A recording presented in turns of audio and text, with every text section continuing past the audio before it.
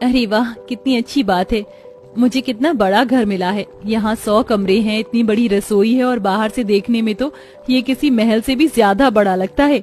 मेरे तो भाग खुल गए। शिवानी खुद से ही ऐसे बोल बोलकर खुश हो रही थी। शिवानी एक गरीब लड़की थी जिसकी शादी एक अमीर 100 कमरों के ससुराल में हुई थी। आज उसकी पहली रसोई थी। शिवानी ने ऐसे ही फूले न समाते हुए खाना बनाया और कुछ देर बाद वाह, मेरी गर्मा गर्म गोभी मटर आलू के पराठे और मेथी मटर मलाई तो बन गए। अब जल्दी से इस खाने को टेबल पर लगाकर सभी को बुला लेती हूँ। शिवानी ने एक एक करके रसोई से डाइनिंग टेबल पर खाना लगा दिया और फिर उसने सभी को आवाज लगाना शुरू किया। माँ जी, भूमि, केशव जी आ जाइए, खाना तैयार है।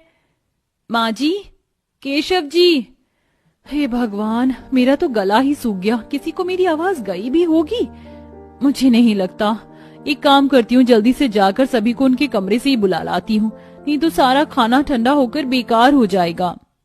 शिवानी खाना बनाकर सभी को उनके कमरों से लेने चली गई, लेकिन थक गई। मुझे तो याद भी नहीं है कि सभी कौन से कमरे में हैं। ये भगवान, मैं अब उन्हें कहाँ ढूंढूं? शिवानी एक के बाद दूसरे कमरे में जाती, दूसरे के बाद वो फिर से पहले में ही कंफ्यूज होकर आ जाती और ऐसे ही वो 100 कमरों में बुरी तरह भटक चुकी थी। अरे नहीं, मैं तो फिर से इसी गुलाबी कमरे के अंदर